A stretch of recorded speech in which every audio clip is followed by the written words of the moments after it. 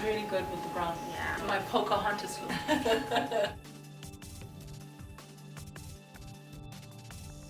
You want to have fun? Yeah, We can have fun. We can play. Perfect. Thank you. Are we ready to go?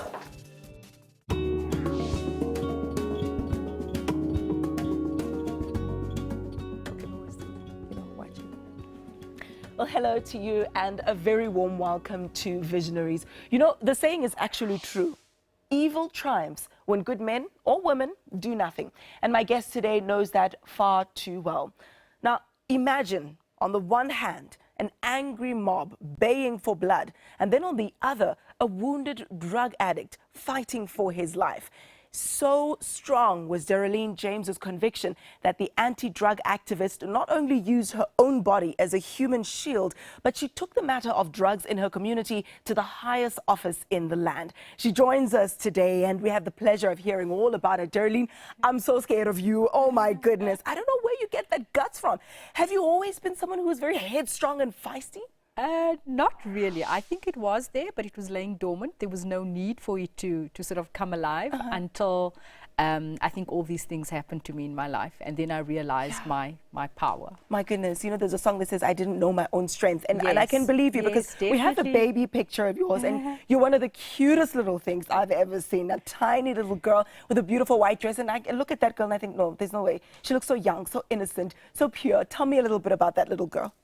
I think, well, born and bred in Eldorado Park. I was born at Coronation Hospital. I grew up basically a very ordinary childhood. My parents got divorced when I was very young. My first 2 years of my life, I resided with my aunt in Annandale. She raised me, and I think when mom was back on her feet again, I went back with my mom, and that's how life started. But you know, you have such a strong sense of community. Tell me more about it. You know, was that something that was instilled in you as a child, or something that you grew to love as you got older?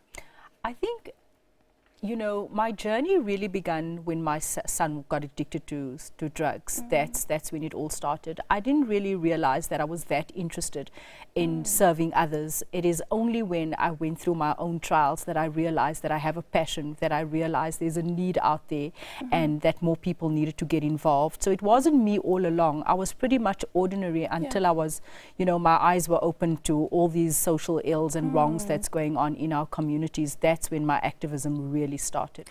Now, around that time, I know it was actually very difficult for you because not only are you going through that separation, your dad becomes very, very ill. A number of things sort of fall apart as the book goes, things fall apart, you know, all around about the same time. Tell me about that very dark period in your life. I think it was round about 2010, and this is where I become very teary-eyed. My dad fell ill, and my dad wasn't really an active parent. He wasn't really someone who was always there. But though he wasn't always there, I always knew that he had deep love for his daughter. He had crazy love for me because he always made me feel so special. And in September 2010, he passed on. My goodness. And shortly after that, I got divorced, and it was like just everything came tumbling down.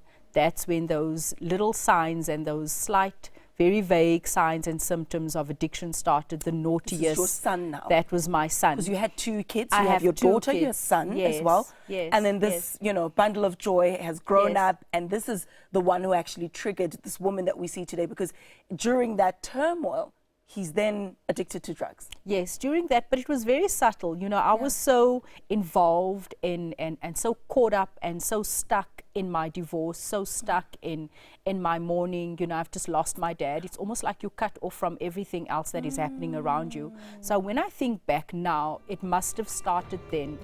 Okay, I was 14 at the time. I just went to high school. Always used to hang around with like older guys. So that's when I was introduced to Ket in grade 8, and I think I used Ket for about 3 months, and I moved on to Crystal. my boy started acting out, but I thought, he's just young, he's just a teenager, he's just being adolescence, naughty. he'll get over you know, it. I didn't take it seriously. I thought the isolation was, you know, let's go to the mall. I thought the isolation was like, I don't want to walk around with mommy at the mall anymore. It's not cool. You know, I'm a teenager now, so I didn't think much of it. I thought the sitting in my room and having supper in his room, that was the norm, because that's what teenagers do, you know. But little did I know that those are the early signs and symptoms of addiction. I remember staying out of work often because I couldn't wake up for work because I was too worried, I was too stressed about where my boy was, and getting to work the Tuesday and being sort of, I don't want to call it victimized, because those people, they didn't know any better, but were you absent again? So how do you show up and how do you go about doing your duties when you have a child that didn't come home? Now, when did you hit rock bottom? I hit rock bottom when I wrote that letter. It was a Sunday evening, a Monday morning, 2 a.m. in the morning, and my boy was at a rehab.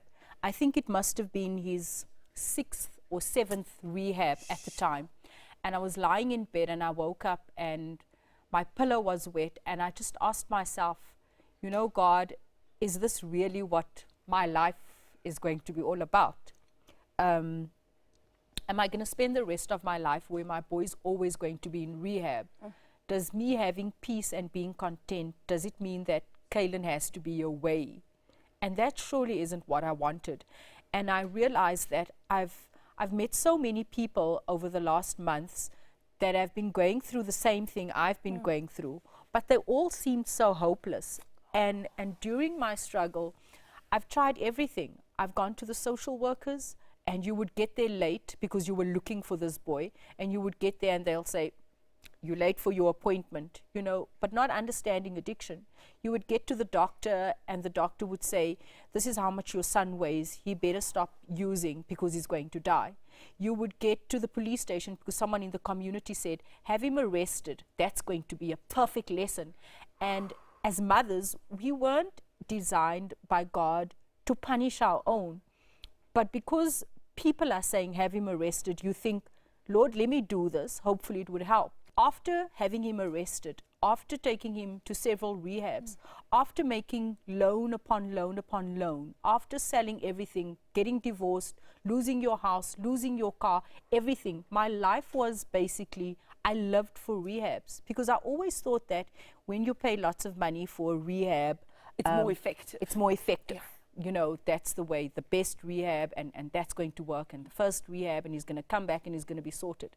Little did I know that this was the beginning of a journey, a very, very hard journey, a journey where you end up feeling alone, where you would call family members and I told you so, I told you to put him out. How do you put out a 14-year-old child? I told you to have him arrested. How do you sleep knowing your child is behind bars? Yes, and he in did fact, steal. it could be worse behind bars because they're hardened criminals Absolutely. there. Yes, we and always, this is a child battling an we addiction. always fear that. Sure. How do you sleep knowing that your child is wandering the streets at, 2, 3 o'clock in the morning? And you would phone everyone and ask them for help, and you'd see like they won't take your calls. I think the world was just tired of me and all my complaining. And then I wrote that letter, and everyone still mocks me up until today, and they say, how could you call him your dad? You know? Don't tell us the rest of the story. And by your dad, you're talking about the former president? Yes. President Jacob Zuma. That's right. That was the letter that changed everything. Find out what dad, in the scenario, had to say. More after this. Stay with us.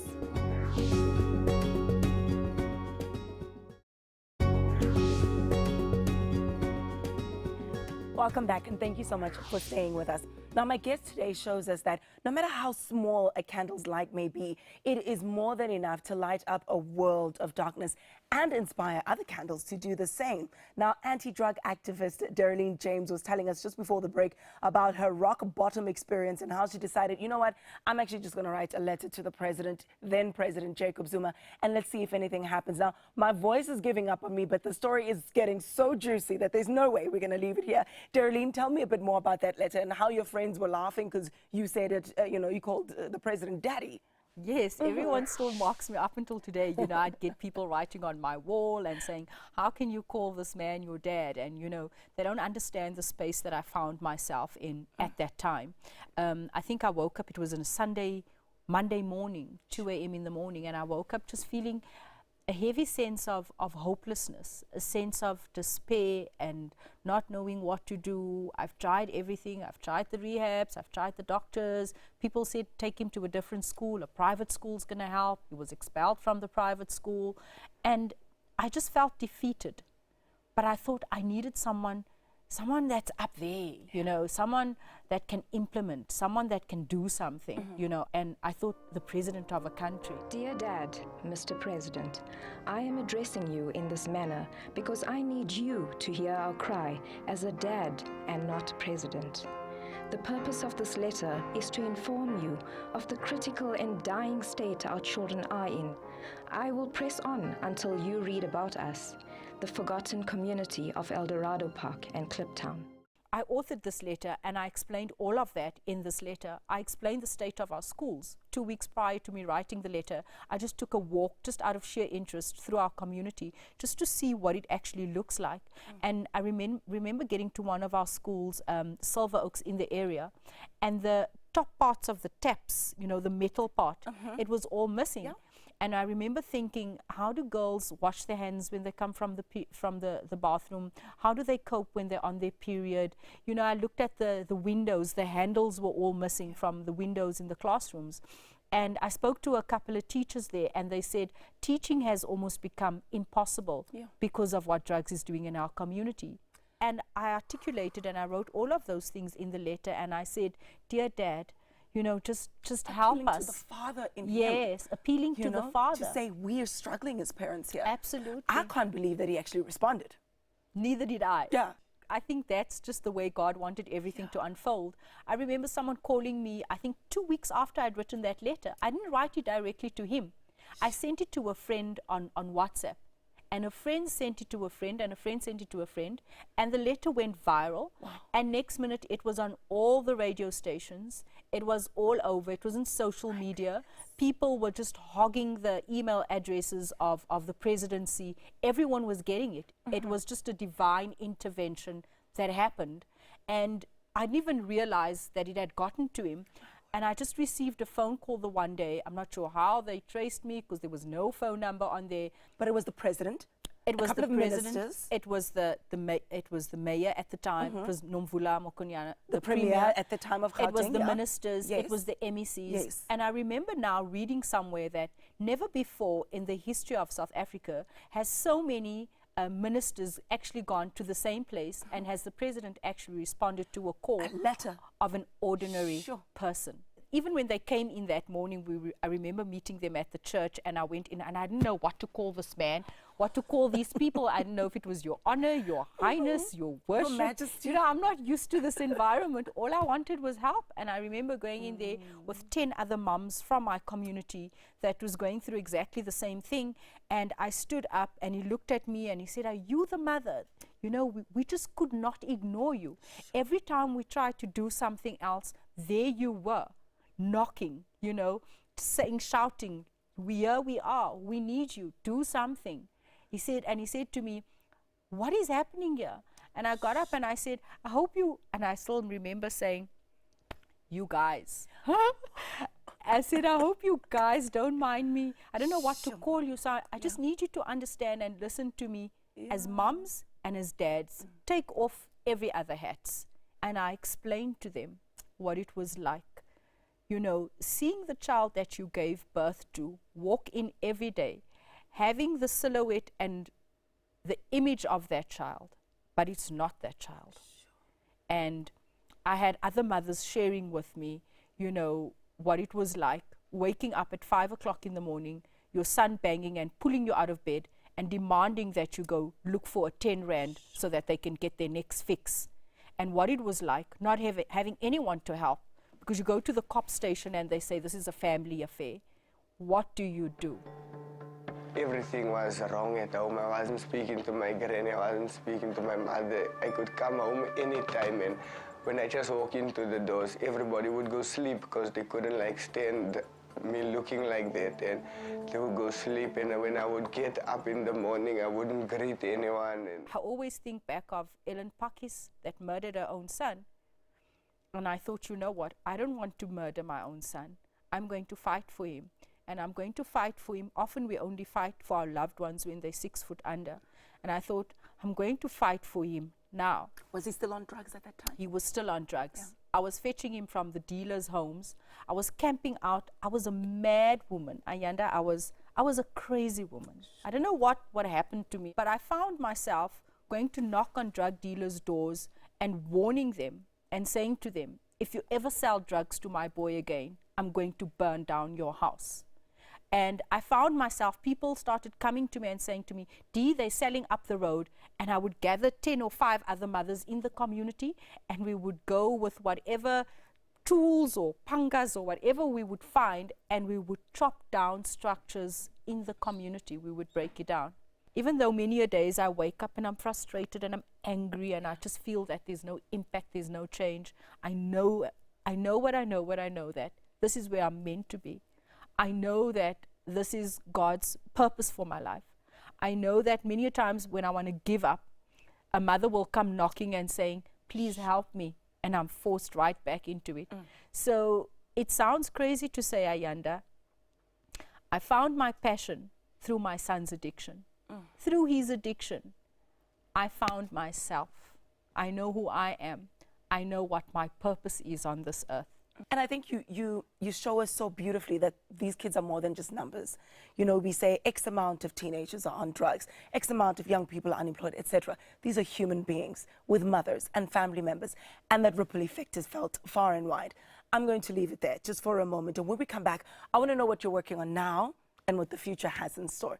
So I'm hoping that my voice will hold on just this much, and then we get to the bottom of the story when we come back. I hope you're just as inspired as I am. This is life-changing. Stay with us.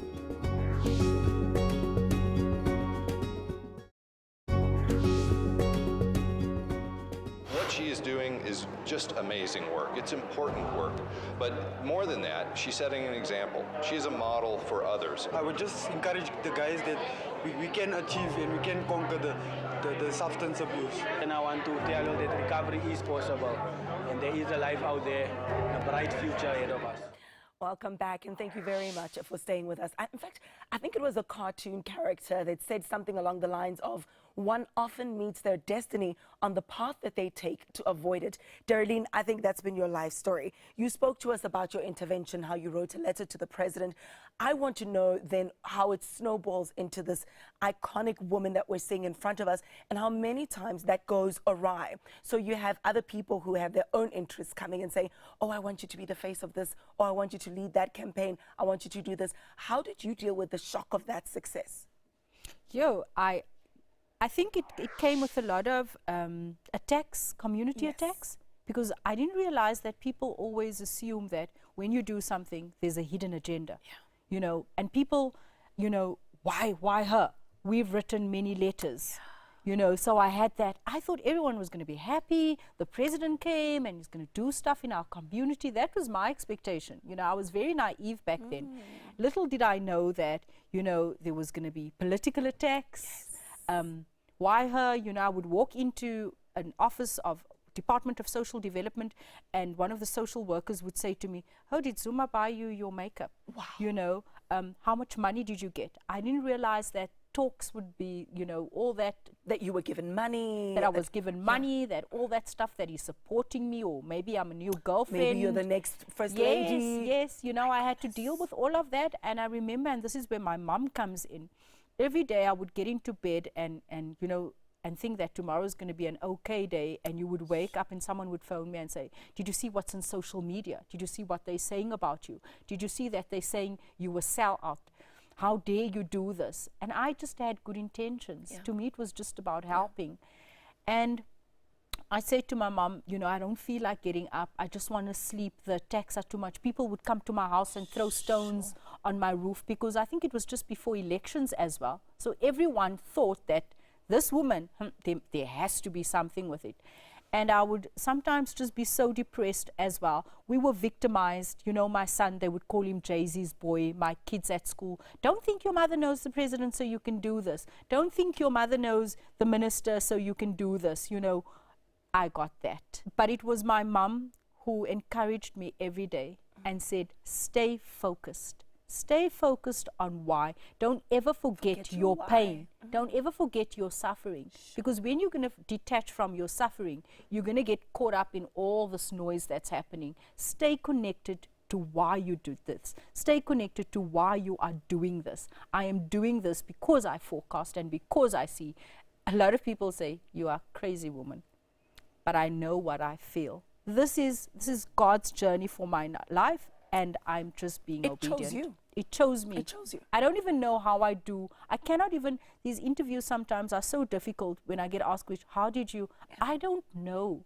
It is something much bigger, much greater than me that is leading me. And all I know that this divine intervention, and yes, it is God, you know, and I know that wherever you find yourself, like God did it for me, He's going to do it for the next person. And I know that if we can just stand up and believe that we have a gift that's laying dormant inside of us, each one of us has that gift. Let's just speak out and look at where my gift has brought me to. Now, I want to know the next chapter after that. You start your organization. Yes. Tell me more. I started the Yellow Ribbon Foundation. I just thought, and I see around me, on the 1st of December, the world commemorates AIDS Day. Everyone wears a yellow ribbon. You know, and I look back to Galen and Corsi Johnson years ago when they just broke the silence against HIV/AIDS. You know, everyone was caught with bags over their heads. People didn't know what to do. You know, I thought sitting here and drinking from the same cup, I'll be HIV positive. You know, there were many myths. And the same with drug addiction. Once an addict, always an addict. You know, you're a drug addict, you can't work, you won't be able to function. All of those myths. You're a drug addict, where do you belong? In jail. There's no hospital plans. There's no ward in the hospital. Are you using Nyalpe? Go to the 7th floor. You need a detox. There's no thorough understanding. There's not enough research. You find that during the month of October, it's Cancer Awareness Month. Everyone wears their pink ribbons. And I just thought, what about drug addiction? What about the one thing that is wiping out and destroying the youth of this country? Wherever you look, you drive to town, you drive home, there's someone on the corner begging. We are seeing the devastating effects of it. The lights are out. Why? Because they stole the cables. The robots aren't working because they stole the SIM card out of the robot. It's affecting all of us, and we are sitting back and not doing anything about it. And I thought, you know what? We need a symbol that, you know, would encourage people to speak out, to break the silence and the stigma against drug addiction. No matter how difficult it is, you must get up and do what it takes, what's necessary to do. Even if it means helping someone else and just trusting God to help your situation. Now, just before everybody at home thinks, she's too perfect, I can never attain that level of success, remind us that you're human after all. Most embarrassing moment. I think referring to the president and the minister as you guys. It has to be that. Dereleen, yes. It's been a pleasure. Thank you so much for joining us. Thank you so much for having me. I'm humbled. Oh, thank you. And you guys, make sure that you join us again next time. Thank you very much for choosing us. And hopefully my voice will be much better. Thank you for bearing with us. We'll see you again next week. Bye-bye. Whatever life throws at you, irrespective how hard, how difficult, it is meant for you to embrace so that you can be a blessing to the rest of South Africa. Embrace it and use it as your gift to grow and to inspire.